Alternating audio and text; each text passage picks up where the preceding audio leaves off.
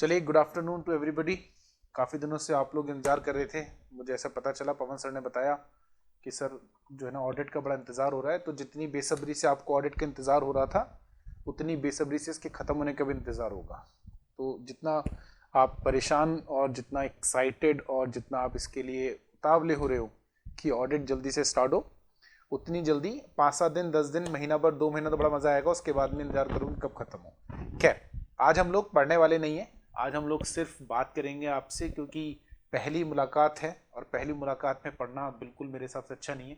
थोड़ी फॉर्मल बातें जो है बाद में करेंगे, पहले इनफॉर्मल बातें करते हैं। ध्यान से सुनिएगा, कॉपी किताब लेकर बैठो तो उठा के रख दो साइड में, ठीक है? बिल्कुल उठा के रख दो, आज हमें पढ़ना ही नहीं है। तो बुक्स वगैरह बिल्कुल नहीं ओपन करनी है, उनको साइड में रख दें। पर ऑडिट पढ़ने के लिए अभी हमारे पास और 4 महीने हैं, तो इतनी जल्दीबाजी मत करो कि ऑडिट कैसे पढ़ेंगे। पहले इंपॉर्टेंट ये है कि ऑडिट के बारे में बात करें, उससे पहले जरूरी है आपको कुछ बातें बताएं ऑडिट के बारे में, जो सुनना बड़ा जरूरी है। ध्यान से सुनिएगा जरा। पहली चीज तो ये कि अगर आप मोबाइल साथ में दूसरा लेकर बैठते हैं और चैटिंग करते हैं तो प्लीज मत करिएगा ना, चैटिंग वेटिंग मत करना। क्योंकि देखो बेटा, ऐसा है कि चैटिंग करोगे तो जो मैं पढ़ा रहा हूँ वो तो निकल जाना है ऊपर से। हाँ, किसी के अगर बहुत इंपॉर्टेंट चैटिंग है, कोई ऐसा व्यक्ति जिससे चैटिंग कर रहे हैं, तो आप करते रहें। हम नहीं चाहते कि हमारी वजह से आपके रिश्तों में दरारें आए। तो उतनी चैटिंग चलेगी। जैसे हमारे ऑपरेटर है, इनकी क्या अब अभी एंगेजमेंट हुई है, तो अब इसको हम चैटिंग करने से नहीं रोक सकते, क्योंकि आप समझो ये टेक्निकल प्रॉब्लम हो जाएगा। ये बहुत खतरनाक आदमी है। अगर बाई चांस का दिमाग खराब हो गया ना, तो यहीं पे कुछ और खोल देगा और हमारा हो जाएगा काम खराब। तो इसको नहीं रोक सकते, क्योंकि इसके रिश्तों में दरारें आ जाएंगी। लेकिन ऐसी आप में से ऐसे जो लोग हैं जिनके लिए चैटिंग करना बड़ा जरूरी है, तो वो करें, लेकिन बाकी मत करना भाई। बाकी चैटिंग करोगे तो मैं कहाँ निकल जाऊंगा, आप कहाँ निकल जाओगे, और ये जो रिश्ता ना यहीं अधूरा रह जाएगा। इसीलिए इस बात का ध्यान रखना।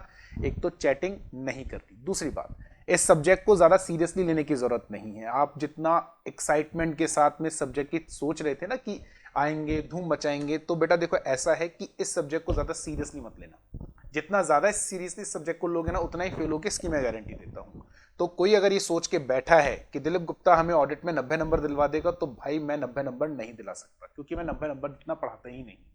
यानी मैं इस बात पे बिलीव ही नहीं करता कि आपके 90 नंबर ऑडिट में है, क्योंकि कोई ला ही नहीं सकता। ये एक मिथ है।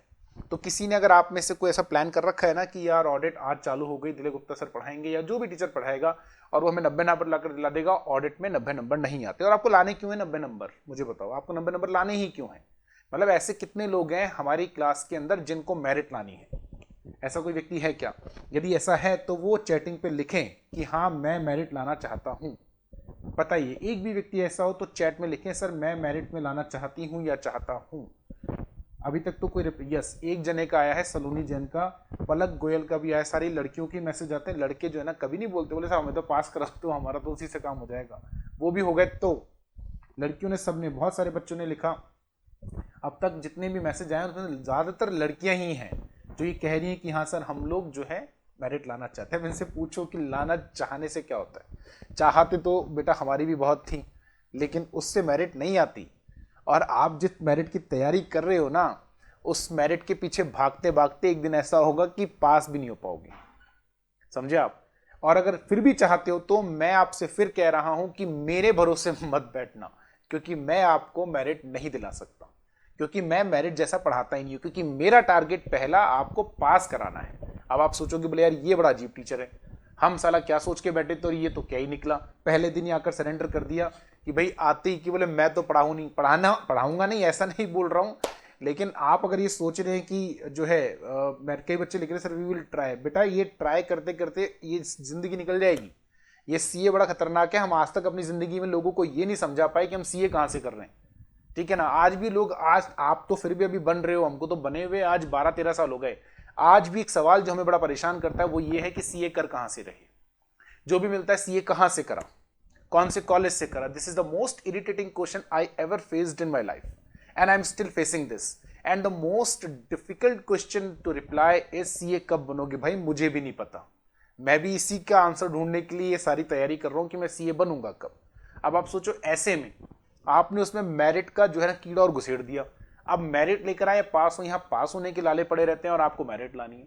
तो मेरिट लाओ, मेरिट लाने में कोई बुराई नहीं है, लेकिन अगर आए तो। पर मेरिट के लिए मत पढ़ो। पहला टारगेट होना चाहिए मुझे पास होना है। हाँ, फिर अगर मेरिट आ जाए तो बहुत अच्छी बात, लेकिन पहला टारगेट पास होना रखो। कई बार क्या होता है ना, ओवर प्रेशर हो जाता है बहुत ज्यादा। आप लोग जो है कौन से कॉलेज से स्टार्ट, कई बच्चे लिख रहे हैं सर पास ही करा दो, पास ही कराऊंगा। तो बेटा मैं आपको, राखी जैन ने लिखा, बोले सर पास ही करा दो। बेटा पास ही कराऊंगा, मैं मेरिट दिलवाऊंगा भी नहीं। मेरिट के लिए और बहुत सारे टीचर है ना, उनसे बोलो सर मेरिट दिलवा दो। पवन सर से बोलना, वो बहुत अच्छा पढ़ाते हैं। पवन सर आपको 100% मेरिट दिलवाएंगे। आप उनके टैक्स में आराम से बच्चे जो है ना 85 90 नंबर 95 नंबर ला सकते हैं। तो उनसे बोलना, बोले सर ऐसी मेहनत करो कि मेरिट आ जाए। मेरे से उम्मीद मत रखना बेटा, मैं फिर बोल रहा हूँ। लेकिन मेरी जो गारंटी है वो आपको पास कराने की है ऑडिट में, वो मैं करा दूंगा अगर मेरे हिसाब से पढ़े तो। अगर आपने बीच में घोंचे करे या आपने अगर पढ़ने में कोई भी भसड़ मचाई ना, तो ये कंफर्म है कि पास होना तो बहुत दूर है। तो मेरी क्लास के अंदर भसड़ मत मचाना बिल्कुल भी। ये नया वर्ड है, आप सीख लो। इसका मतलब होता है फालतू किसी तरह की फफूंद क्रिएट नहीं करनी, ठीक है ना। मस्त आराम से पढ़ो, अपने कोई लोड नहीं है। लोड लेके मैं पढ़ाता ही नहीं। थ्योरेटिकल पेपर नाम का ही है खाली, प्रैक्टिकल है, प्योर प्रैक्टिकल है, एकदम मजा आ जाएगा, भयंकर वाला मजा आएगा। आप देखते जाओ, नहीं मजा आएगा तो कोई बात नहीं, 1-2 क्लास और ले लेंगे, उसमें हम आराम से और अच्छे से पढ़ लेंगे। लेकिन आपको पढ़ाते समय आप इस बात के लिए निश्चिंत रहें, बोर नहीं होने दूंगा। वो तो लाइव क्लास चलती है ना बेटा, फेस टू फेस में मजा आ जाता है आपको। आप जो ना एकदम ऐसे हंसते खेलते जो काम हो जाए वो बढ़िया है, ज्यादा लोड लेके नहीं पढ़ना है, ठीक है ना। एक बात तो ये समझ लो। अब आती है दूसरी बात, मजा आएगा बेटा, बिल्कुल आएगा मजा। इसी के लिए तो मैं खाली पढ़ाने के पैसे नहीं लेता बेटा, साथ में ये जो करिकुलम है ना, एक्स्ट्रा करिकुलम, ये भी जरूरी है। तो ये एक्स्ट्रा जो ना, इसके पैसे वैसे तो मैं अलग लेता हूँ, लेकिन कोई बात नहीं, आप लोगों के लिए फ्री है। अभी ये संक्रांति का ऑफर चल रहा है, अभी आप लोगों के लिए साथ में फ्री है, ठीक है ना। एक बच्चा लिख रहा है सर भसड़ पीछे नहीं छोड़ेगी, अब छोड़ना भी नहीं चाहिए। देखो मेरी बात समझो, जिंदगी अगर स्मूथ चले तो फिर मजा ही नहीं आता। जिंदगी अगर स्मूथ ही जिंदगी चलानी होती तो आदमी शादी क्यों करता। आदमी शादी करता ही इसीलिए कि स्मूथ नहीं चले, ठीक है। और जब तक जिंदगी में कोई एडवेंचर ना हो, अब हमसे पूछो, हमारी हो गई शादी, ठीक है, अब हम लोग कई लोग कितने दुखी दुखी से रहते हैं, मुंह सुजा के बैठे रहते हैं दिन भर, जो है ना उनका ऐसा थोपड़ा सूजा रहता है। उनको ऐसा लगता है जैसे पता नहीं क्या, मतलब भगवान ने सारी भसड़ना इनकी जिंदगी में डाली है। उनको भगवान ने पैदा इस उद्देश्य के लिए करा है कि तू किसी ना किसी की जिंदगी में भसड़ पैदा कर। ऐसे लोगों से दूर रहो। ये लोग जो ना आपको हमेशा इरिटेट करेंगे, फ्रस्ट्रेट करेंगे और परेशान करेंगे। कोई भी सवाल देखो, समझो, आप जितना किसी भी काम को स्मूथली करोगे, कि जितना आप उसको नॉन टेंशन के साथ में करोगे ना, वो काम उतना परफेक्ट होता है। मैं पढ़ाई में भी वही फंडा लगाता हूं, मैं पढ़ाते समय भी टेंशन नहीं लेता और मैं पढ़ते समय भी टेंशन नहीं लेता। I secured 51 all India 51th rank in India. तारीफ नहीं कर रहा हूं, ये बीच में एडवर्टीजमेंट ही आएगा, ये कमर्शियल एडवर्टीजमेंट ही आएगा, और ये तुम्हारे को स्किप करने का ऑप्शन नहीं, सुनना पड़ेगा। 51th रैंक आई थी मेरी ऑल ओवर इंडिया, लेकिन मेरे को दुख नहीं है इस बात का कि 50th रैंक क्यों नहीं आई।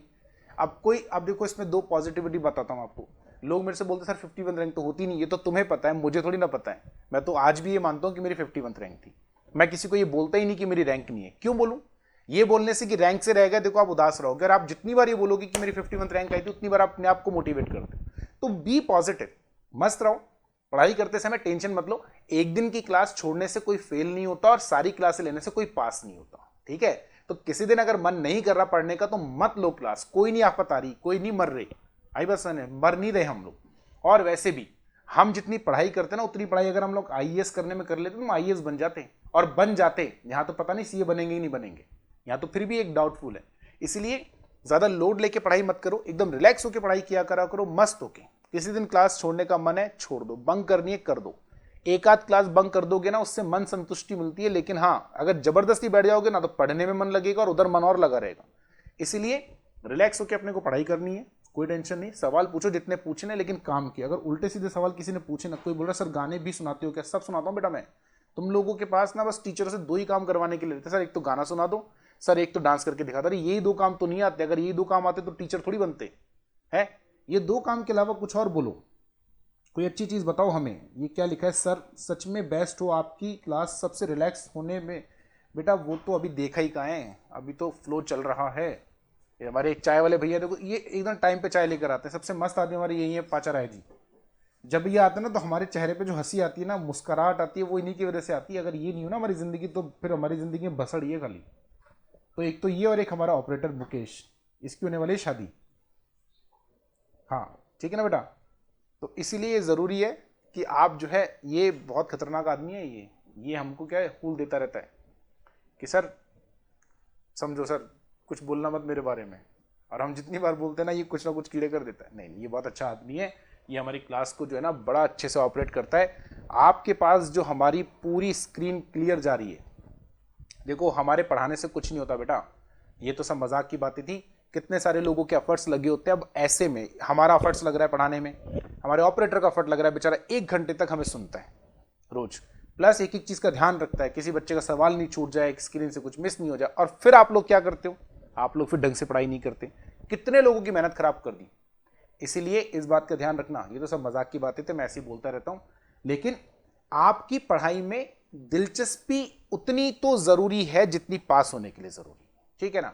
किसी ने जबरदस्ती तो आपको बिठाया नहीं सीए करने के लिए, कोई तो ऐसा बच्चा मेरे हिसाब से नहीं है जिसको घर वालों ने फोर्स करके बोला हो पढ़, और अगर ऐसा कर रहे हो तो सीए करना बेकार है। इसलिए हमेशा मोटिवेशन के साथ में पढ़ना। मोटिवेशन समझते हो कि मुझे सीए करना है, मैं सीए करना पड़ रहा है। कि लोगों से पूछो जिंदगी कैसी चल रही है, कट रही है।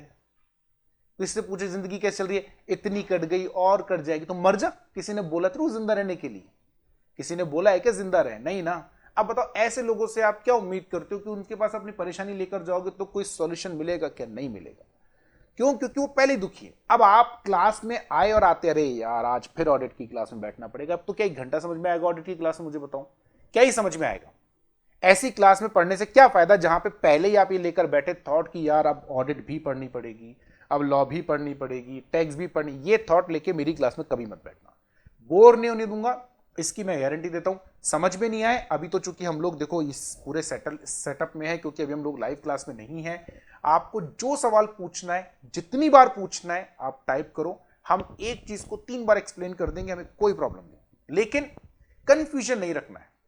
अब मेरा नंबर आप लोग के पास अवेलेबल होगा, नहीं है तो अवेलेबल हो जाएगा। आप व्हाट्सअप करो, व्हाट्सअप करो मतलब व्हाट्सअप पे कुछ भी मत करो, व्हाट्सएप पे सवाल करो कि जब आपको कोई डाउट है तो आप करो।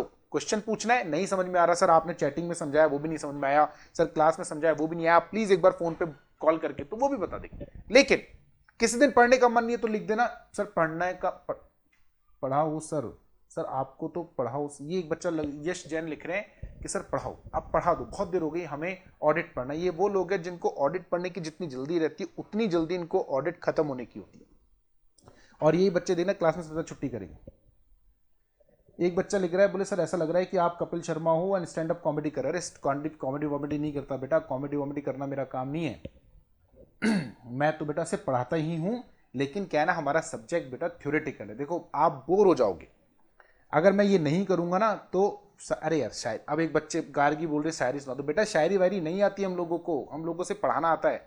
शायरी नहीं आती, डांस नहीं आता, गाना नहीं आता, तो इन तीनों चीज़ों की ये शायरी आपको सुनाएंगे लॉ वाले सर, चाहिए कि ना, वो अच्छा सुनाते हैं शायरी, मैंने सुना था।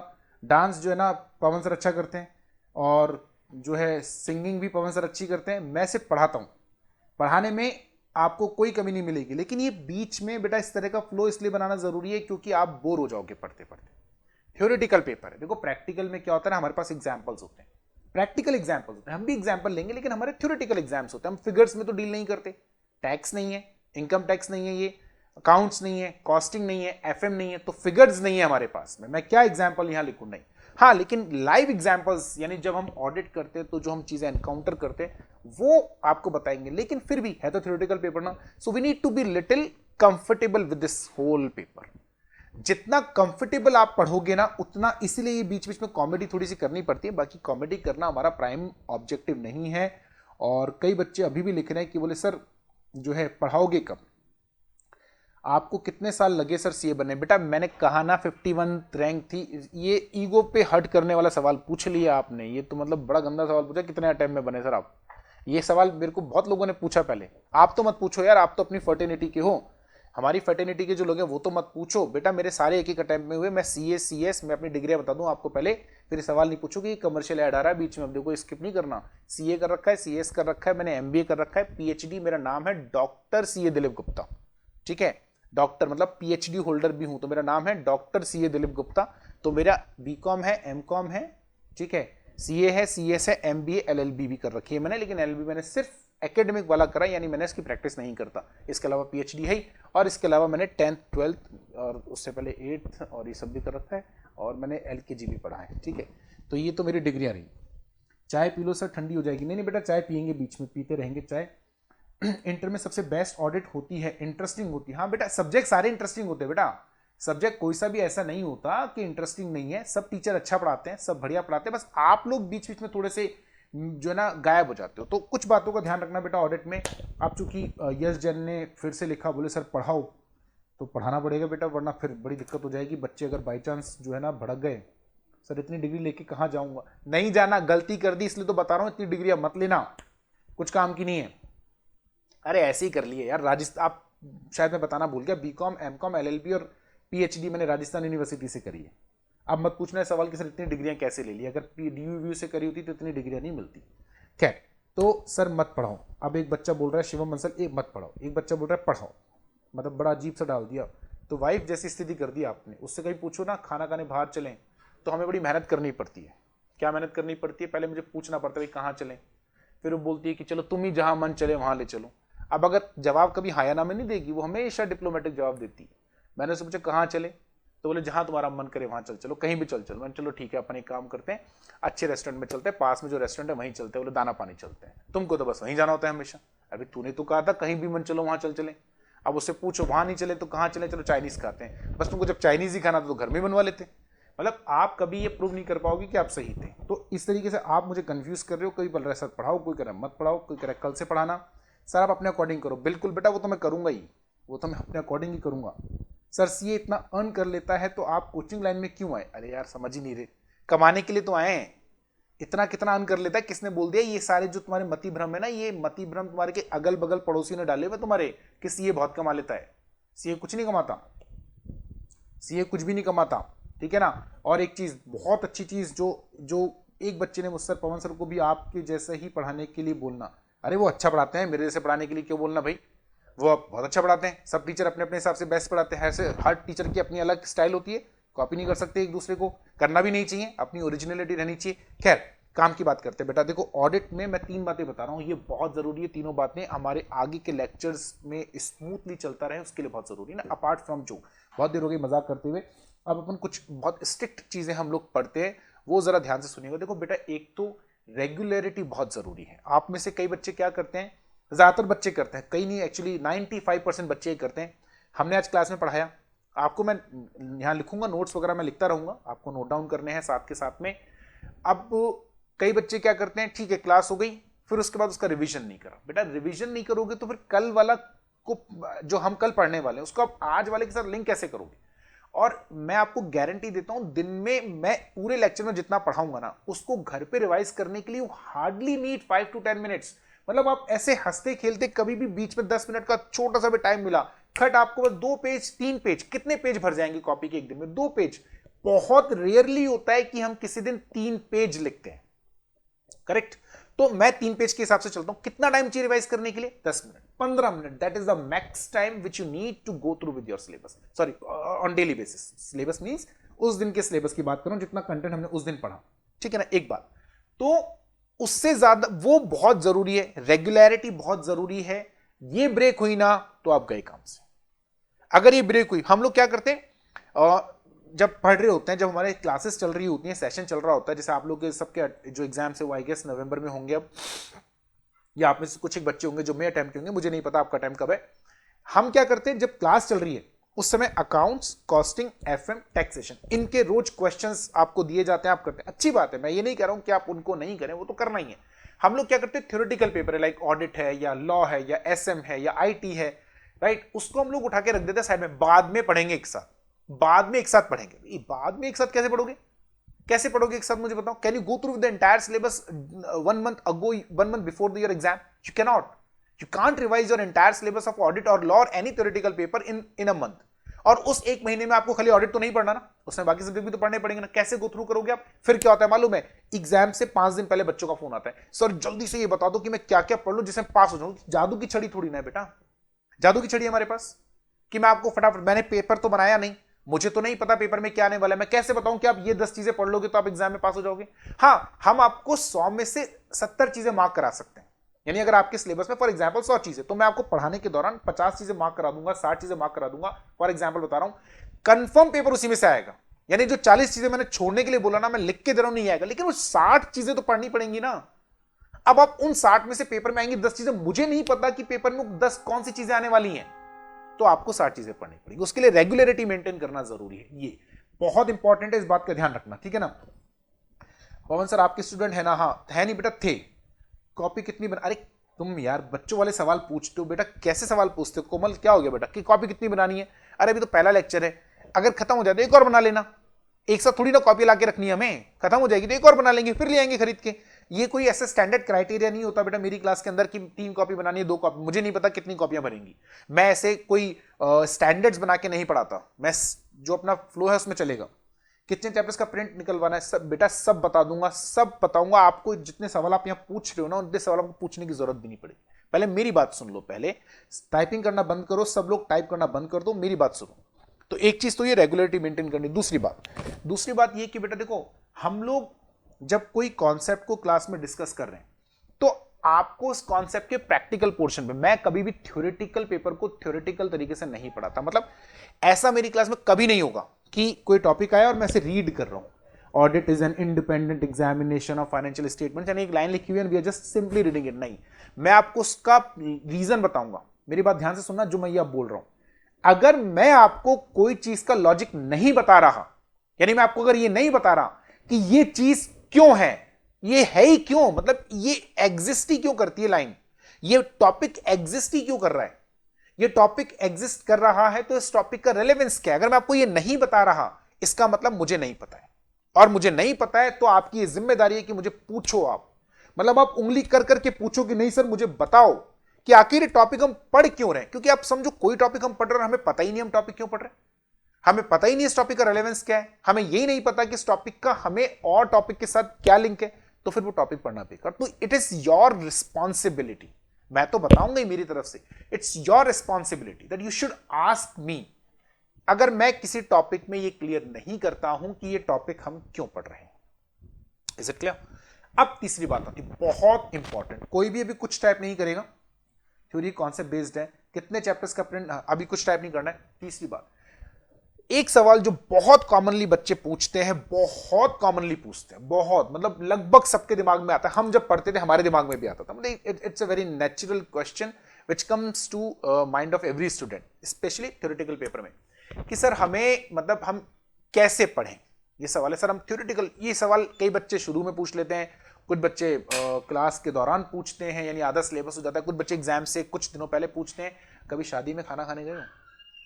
अरे भाई शादी में कभी खाना खाने गए हो क्या? बोलो हाँ हाँ गए हैं, लिखना नहीं है, बोलो ऐसे ऐसे गर्दन हिला दो, मुझे दिख रहा है आप लोग गर्दन हिला रहे हो नहीं हिला रहे हो। अब शादी में बेटा खाना खाने के होते 2 तरीके, ध्यान से सुनना, ये बहुत इंपॉर्टेंट चीज है थ्योरेटिकल पेपर के लिए। शादी में खाना खाने के होते 2 तरीके। पहला तरीका क्या है? पहला तरीका ये है कि आप जो है प्लेट लो और स्टार्ट कर दो सैलेड से, और सारी चीजें आप प्लेट में भरो, ये सोचकर कि ये जो खाना मुझे मिला है ये जिंदगी का मेरा पहला और आखिरी खाना है और मुझे कोई चीज नहीं छोड़नी। सारी सब्जी, अगर 4 सब्जियां बनी तो चारों लूंगा, मिठाई 4 बनी तो 4 लूंगा, 5 बनी तो 5 लूंगा, चपाती तो हर तरह की लूंगा और दाल तो लूंगा। अब इसके बाद जो आपकी प्लेट है उसकी जिम्मेदारी आपके सर पर है। अब उसमें गुलाब जामुन का रस बहता हुआ अगर दही बड़े में पहुंच जाए तो ये गलती दही बड़े की नहीं, बेचारा पापड़ जो है ऊपर ऊपर रखा और उसके ऊपर रखा है अचार। अब अचार ढूंढ रहा है कहीं मसाला इधर या उधर ना गिरो, तो वो अपने आप में सोच रहा है मैं इधर चला मैं उधर चला, क्योंकि आपने टॉप पर टिका रखा है पापड़ को। और रोटी को तो ढूंढने के लिए आपको जगह बनानी पड़ रही है। अच्छा कई लोग इसके अंदर क्या करते हैं, जॉइंट वेंचर करते हैं। जॉइंट वेंचर क्या, 3 लोग हैं, सब्जी तू लेना, रोटियां मैं लूंगा, ठीक है, और मिठाई तू संभालना। So they used to make a collaboration और अ जॉइंट वेंचर, करते ना ऐसा। कई लोग नहीं करते, उनको पसंद नहीं है कोलैबोरेशन करना, तो वो एक ही थाली में। अब देखो उनकी थाली कितनी खतरनाक तरीके से, मतलब दही बड़े का जो दही है वो अपनी जगह ढूंढता है, वो गुलाब जामुन में पहुंच चुका है, और मटर पनीर में से जो मटर है वो निकलकर पहुंच चुकी है कढ़ाई पनीर के अंदर। कढ़ाई पनीर सोच रहा है मेरी शिमला मिर्च कहां गई, मिल ही नहीं रही है, कितना अजीब सा हो गया। अब हम खा तो रहे खाना, टेस्ट नहीं आ रहा। बताओ किस किस के साथ ऐसा हुआ? लगभग सबके साथ ऐसा होता है, टेस्ट नहीं आ रहा। और उससे भी बुरी चीज, ये सबसे बुरी चीज है, जब पूरा खाना खा लिया 20 से 25% जो खाना है वो गार्बेज बॉक्स में जाता ही नहीं जाता। क्या करा आपने? ना तो खाने का टेस्ट आया और आपने वेस्ट और करा, और आप बड़े खुश हो रहे हो। बेवकूफ लोग इतनी सी बात नहीं समझते कि शादी में जितना खाना बनता है वो खाने के लिए नहीं बनता, मतलब खाने के लिए बनता है लेकिन आपके खाने के लिए नहीं बना, वो चॉइस है कि भाई आपको इसमें से, क्योंकि शादी में इतने सारे लोग आते हैं, 150 लोग आ रहे हैं, 200 लोग आ रहे हैं, 500 लोग आ रहे हैं। अब सबसे तो नहीं पूछ सकते ना क्या खाओगे, तो हम लोग ऑन एन एवरेज 4 सब्जियां बना दी फॉर एग्जाम्पल, या 3 सब्जियां बना दी कि ठीक है अगर कोई आदमी ये सब्जी नहीं खाएगा तो बेचारा वो इससे तो खा ही लेगा, यदि ये अच्छी नहीं लगेगी तो ये खा लेगा, ये पर्पज होता है। तो उन्होंने आपको एक चॉइस दी कि आप इतनी सारी चीजें लगी हुई हैं, आपको जो जो पसंद हो वो आप इसमें से ले लीजिए। आपको पता है कि मुझे पालक पनीर अच्छा नहीं लगता, तो जरूरी थोड़ी कि उसका शगुन करना है कि साला आप पालक पनीर नहीं खाओगे तो आज पालक पनीर खत्म नहीं होगा। नहीं, आपको फिर भी पालक पनीर डालना है, लेकिन आपको पता है आप नहीं खाते फिर भी डालना है। ये बेवकूफी। अब सवाल है इसका हमारे से लिंक क्या, लिंक बताता हूं। आपका जो सिलेबस है ना वो है 2000 नंबर का सिलेबस, 2000 नंबर का। उसमें से 1000 का आप पढ़ते हो, 500 का याद रहता है, 100 का पेपर आता है, 80 का अटेंड करते हो और 45 नंबर आते हैं, कईयों के तो 35 ही आते हैं। अब बेवकूफी आपने करी। अरे पूरा सिलेबस नहीं पढ़ना, मतलब आप उसमें से सिलेक्शन करना पड़ेगा बेटा। 13 चैप्टर्स हैं आपके सिलेबस में, यानी दोनों मॉड्यूल्स को अगर मैं बुला लूं तो 13 चैप्टर्स हैं। You can not learn each and every chapter, you need to understand this concept. कई बच्चों का क्या फिनोमिना है कि मैं सारा पढ़ूंगा तो इतना सा याद रहेगा। अरे आपको इतना सारा पढ़ के इतना सा क्यों याद रखना है? आपको इतना पढ़ के इतना ही याद रखना है। मतलब मुझे 100 नंबर का पेपर अटेंड नहीं करना। दो बड़ी गलतियां जो हम करते हैं, मैं पूरा पढ़ूं और मैं 100 नंबर का पेपर अटेंड करूं, दो बहुत ब्लंडर है। पूरा पढ़ूं, पहला ब्लंडर। मैं 100 नंबर का पेपर अटेंड करके अगर आप 55 नंबर लेकर आए तो क्या फायदा हुआ? इससे तो मैं 60 नंबर का पेपर अटेंड करता या 65 नंबर का पेपर अटेंड करता और 55 नंबर लेकर आता। अब सवाल ये कैसे होगा मैं बताता हूं। जब 13 चैप्टर्स में से आप पढ़ोगे 10, मैं ये नहीं कह रहा हूं मैं तो 13 पढ़ाऊंगा, मैं आपको 10 चैप्टर नहीं पढ़ाऊंगा, मैं तो पूरे 13 पढ़ाऊंगा, यानी जितने भी चैप्टर्स हैं 100% कंटेंट पढ़ाऊंगा। लेकिन हर बच्चे की कैपेबिलिटी, हर बच्चे का कैलिबर अलग अलग होता है। किसी को हो सकता है चैप्टर नंबर 5 टफ लग रहा है, किसी को चैप्टर नंबर 13 टफ लग रहा है, किसी को 11 टफ लग रहा है। तो एक चैप्टर या दो चैप्टर आपने अगर छोड़ दिया, doesn't matter. What is more important कि अगर मैंने 10 चैप्टर पढ़े हैं ना, तो वो 10 चैप्टर इतने स्ट्रांगली प्रिपेयर्ड है कि साला कितना भी फाड़ू क्वेश्चन आ जाए। अब बैठोगे तुम और बैठेंगे हम और देखेंगे किसमें कितना है दम।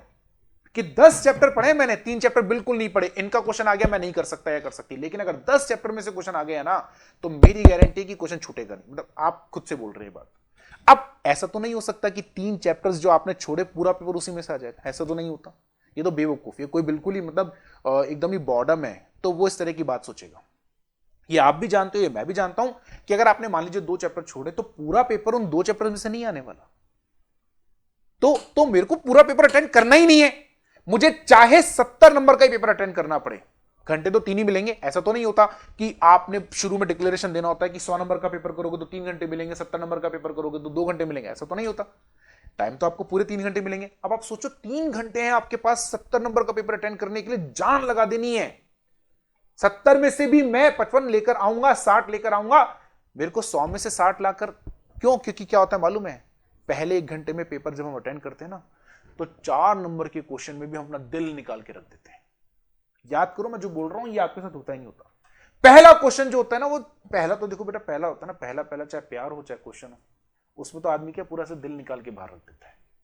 अब पहला क्वेश्चन है 4 नंबर का, लिखे जा रहे हैं, मतलब लिखे जा रहे हैं, दिल दिया गल्ला, रुक ही नहीं रहे, लिखना है हाफ पेज, नहीं तो और ले। यही तो क्वेश्चन है जो मेरा पहला क्वेश्चन है। हाफ पेज, 1 पेज, 1.5 पेज भर दिया, आधा घंटा लग गया, बड़े खुश, हाईएस्ट लेवल ऑफ सेटिस्फेक्शन। फिर 1 घंटे में आपने पेपर कितने, 20 नंबर का अटेंड करा। अब आप देखते जाओ, उसके अगले घंटे में 40 नंबर का पेपर, 40 भी मैं ज्यादा बोल रहा हूं, 30 नंबर का पेपर। और आखिरी 1 घंटे में तो कोई 100 नंबर का पेपर फुड़वा ले हमसे। उस लास्ट के 1 घंटे में तो कोई बोले ना 100 नंबर का पेपर करना, दे दमादम, ऐसी स्पीड हो जाती है कि मतलब पूछो ही मत। पेपर कहां से होगा यार?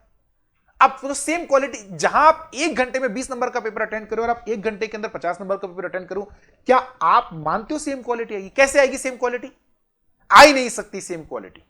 जो पहले 1 घंटे में आपने 20 नंबर का कराना, गारंटी है उसमें 18 नंबर आएंगे। लेकिन जो आखिरी के 50 नंबर का कराना, गारंटी है उसमें 15 से ऊपर नहीं आएंगे। और ऐसा ही होता है, आप पेपर अटेंड करके आते हो, 100 नंबर आए 45 भी। क्यों आए 45?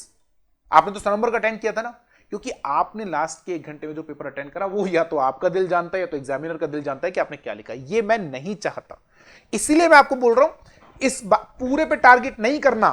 मैं सब नहीं, कम पढ़ूं, लेकिन जो पढ़ूं वो ऐसा होना चाहिए कि जब उसमें से क्वेश्चन आए ना, तो वो क्वेश्चन मेरे हाथ से ना छूटे, मुझे उसका आंसर आता हो। ये this is the only right way और the perfect way to study.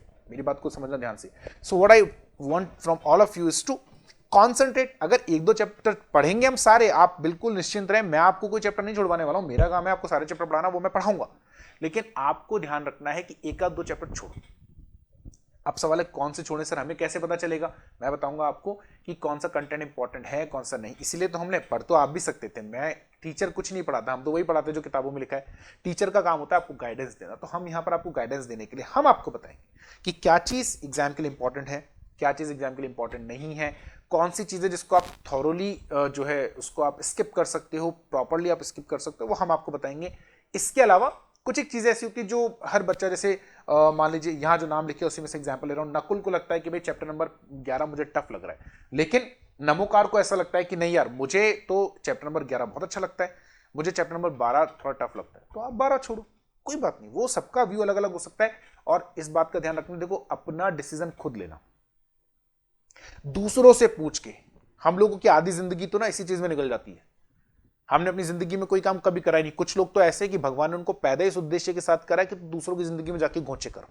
Examination hall से बाहर आए, दो लोग आपके पास में कहीं वो राहु केतु की तरह आएंगे और आपसे पूछेंगे वो ये क्वेश्चन करा क्या, और हाँ ये आप बड़े खुश होकर जवाब दे रहे हो, हाँ ये क्वेश्चन तो मैंने करा, ये तो बहुत अच्छे से आता था, इसका ये आंसर आया, ले ये तो गलत हो गया, आंसर है ही नहीं। अब आपकी लग गई बत्ती, वो दोनों राहु केतु लगा गए ना बत्ती आपकी। अब आप सोचते रहोगे यार ये क्वेश्चन मेरा गलत हो गया, अब अगले दिन का पेपर का प्रिपरेशन हो गया। अरे तो किसने कहा था पेपर डिस्कस करने के लिए आपको? चुपचाप पेपर देके घर आ जाते, पेपर तो हो गया, चेंज तो आप वैसे भी नहीं कर सकते अब उसको। So why are you wasting your time in discussing all, और why are you wasting your efforts for the next paper? हाँ, उसके जो आप अब प्रिपरेशन करने वाले उसको क्यों कचरा कर रहे हो भाई? कई लोग आपको बोलते हैं अरे यार ये चैप्टर तो बहुत इंपॉर्टेंट है, भयंकर इंपॉर्टेंट है, मुझे नहीं पढ़ना। ऐसे हैं लोग बहुत सारे। मैं आपको एक छोटा सा एग्जांपल बताता हूं, आप मेरी बात ध्यान सुनिएगा जरा। ये मैं मेरी तारीफ की बात नहीं कर रहा हूं, मैं आपको सिर्फ समझाने के लिए बोल रहा हूं, तारीफ की बात नहीं है। हम लोग जब पढ़ा करते थे तो हमारे सीए फाइनल के अंदर एक सब्जेक्ट हुआ करता था MIS, मैनेजमेंट इन्फॉर्मेशन सिस्टम उसको बोलते थे। बहुत टफ सब्जेक्ट होता था, और हमारे टाइम पर क्या पेपर 100 नंबर का आता था, मतलब इन द सेंस जैसे आप लोगों का है पेपर 120 नंबर का आएगा, उसमें से चॉइस है आपके पास कि आपको 100 नंबर का अटेंड करना है। हमारे टाइम पे ऐसा नहीं होता था। हमारे उस समय जो हमारा मॉड्यूल था उसके अंदर हमारे पास 18 चैप्टर हुआ करते थे। सबसे गंदा सब्जेक्ट माना जाता था MIS, क्योंकि प्योर थ्योरेटिकल था, कुछ भी प्रैक्टिकल नहीं। और आपको पता है जैसे आपकी IT सब्जेक्ट है कुछ इस तरह का था, बल्कि उससे भी गंदा ही था। IT तो फिर बहुत अच्छा है।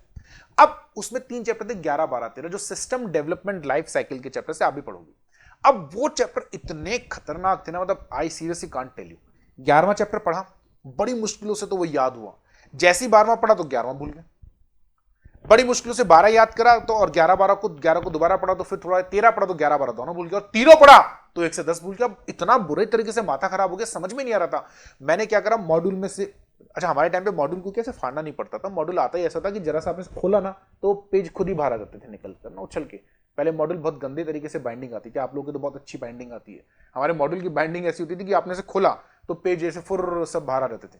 तो मैंने वो 3 चैप्टर्स को निकालकर साइड में कर दिया, बाकी चैप्टर्स को यानी बाकी 15 चैप्टर्स को बहुत अच्छे से प्रिपेयर करा। मेरी बात ध्यान सुनना, बताएं how much marks I secured 78 marks, that was highest marks in all over the India in that attempt. उस अटेम्प्ट में पूरे इंडिया में सबसे ज्यादा मार्क्स थे वो 78 उस सब्जेक्ट में। It's not an achievement, it's a matter of planning. मैंने पेपर ही अटेंड 82 मार्क्स का कहता है, I was pretty sure that I will get 80 marks, I was pretty sure, और 72 ही नंबर कम आए, 78 मार्क्स आए out of 82।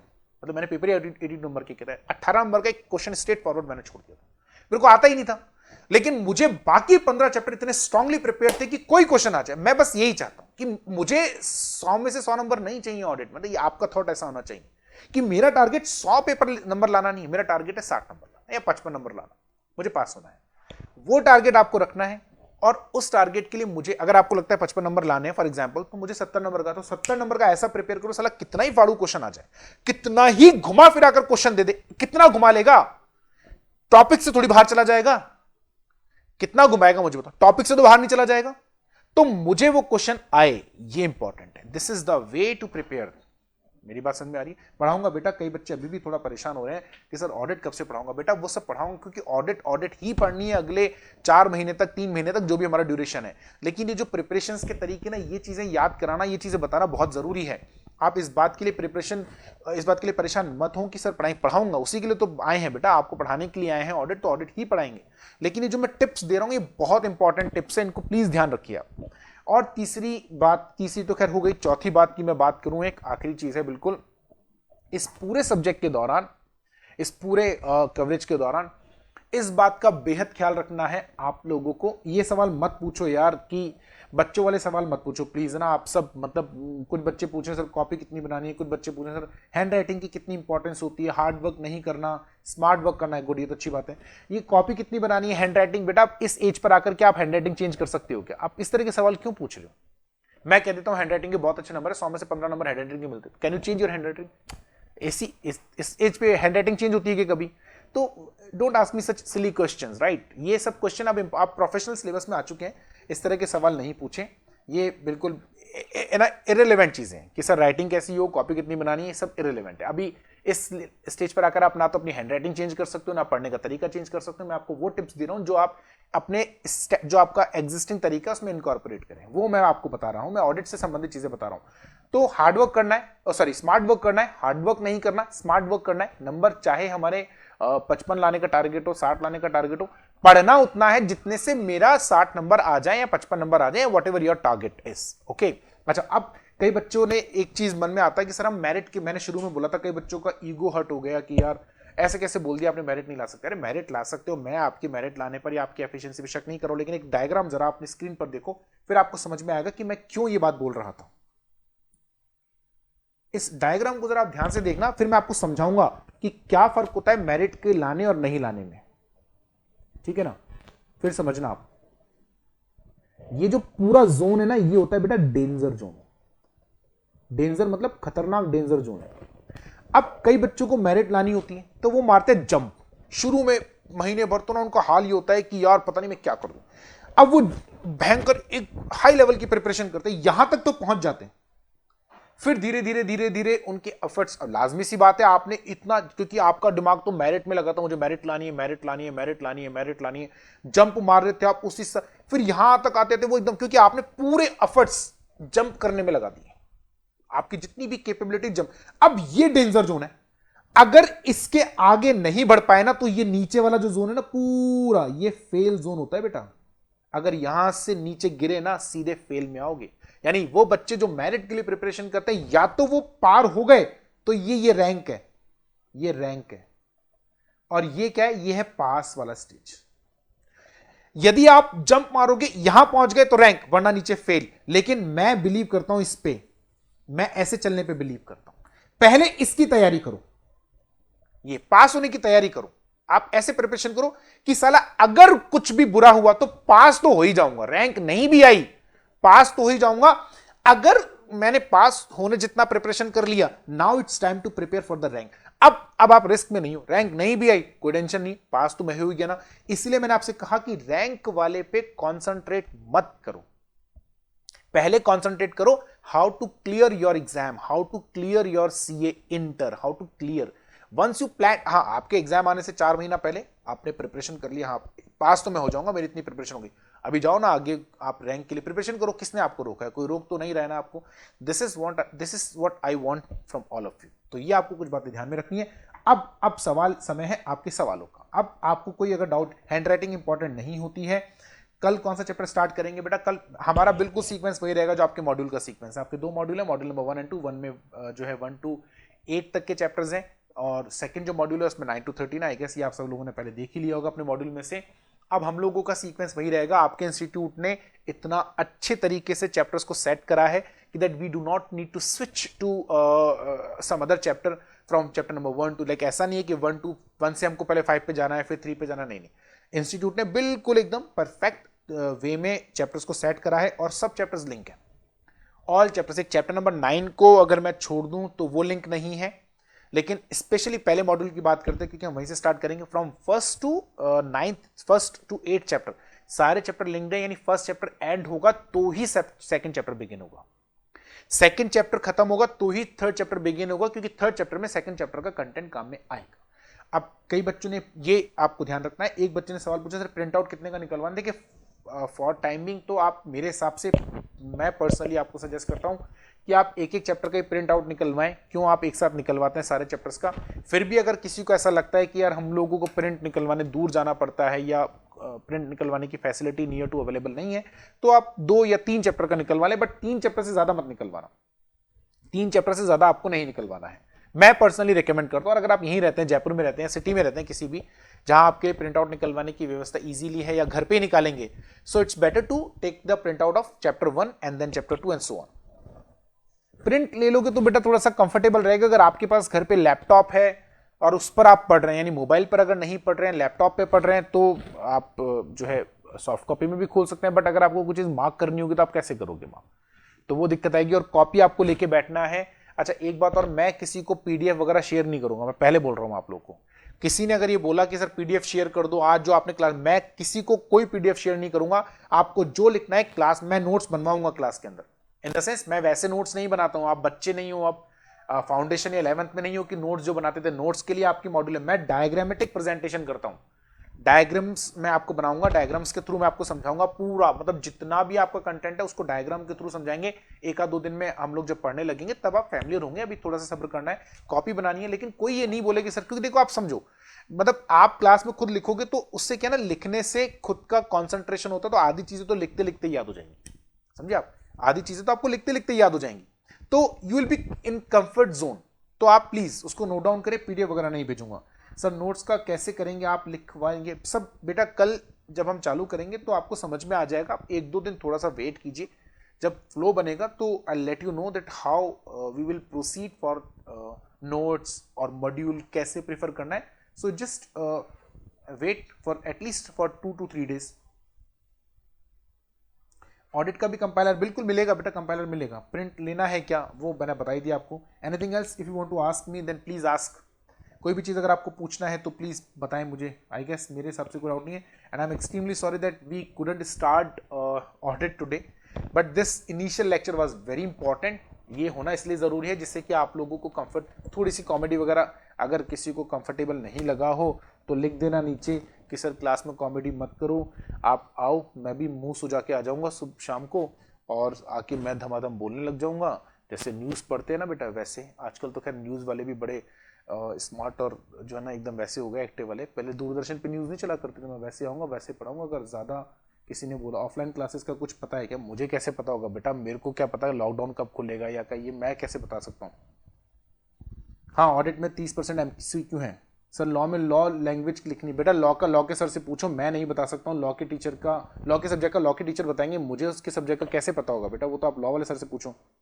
Sir the session was awesome, thank you very much for your appreciation, thank you sir, thank you sir. Audit में भी 30% ही हो ही गया I guess. Sir law में तो मैंने मनाही कर दी। नो सर, कॉमेडी के साथ पढ़ाने में मज़ा आएगा, thank you very much sir. Comedy ज़रूरी, मज़ा आ गया, comedy is good for health. Comedy sir कैसे हैं आप, मैं बहुत अच्छा हूँ सुहानी जी। हंसते हंसते पढ़ेंगे सर। ऑडिट में लिखने का वे क्या होगा बेटा, सब बताऊंगा। अभी तो आपने चालू भी नहीं करा, आपने पहले एग्जाम का पूछ लिया। अभी तो हम चालू तो करें, 1-2 चैप्टर पढ़ें, उसके बाद बताऊंगा लिखना कैसे। सर आपने ऑपरेटर को परेशान मत करो। अरे मैं उनको परेशान नहीं करा, लेकिन मुझे कोई दिक्कत आती तो मुझे उनसे पूछना पड़ेगा ना। कुछ अगर मुझे टेक्निकल दिक्कत आएगी तो मैं किससे पूछूंगा। Comedy plus audit is equals to CA, yes okay, awesome class sir. Comedy के साथ thank you very much for all of your appreciations, thank you very much. एक बच्चे ने लिखा सर पता ही नहीं चला टाइम कब निकल गया, thank you very much. Comedy के साथ मजा आएगा सर, ग्रेट। हम लोग कोशिश करेंगे। नहीं फिर भी अगर किसी ने ऐसा लिखा ना कि सर नहीं आप, मैं 1-2 दिन से मुंह सूजा लेके पढ़ाऊंगा, तो अगले दिन से ना बोलेगा ही नहीं। फिर आपको ना रात को भी मेरे सपने आएंगे ऑडिट के, कि वो मुंह सूजा हुआ दिखेगा मेरा। वो वैसी ऑडिट डराती है, और मेरा ऐसा मुंह देख लोगे तो और डरोगे। चलिए, thank you very much for the day, thank you for all of your appreciation, and we'll start. We would have a great lecture, great audit from tomorrow onwards. So we'll meet you again. Thank you very much. Bye bye.